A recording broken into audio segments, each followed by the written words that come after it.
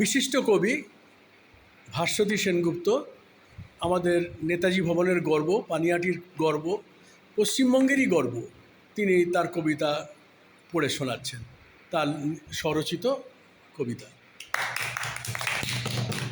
কবিতাটির নাম পরশ।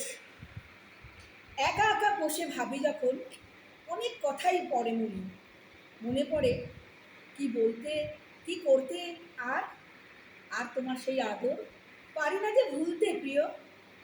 আমি যে আজ একা নিঃসঙ্গ, তুমি কি আদর করো অন্যকে এই রাতে? না না না, এ হতেই পারে না। মনের কোণে এখনো আশা তুমি আমারই।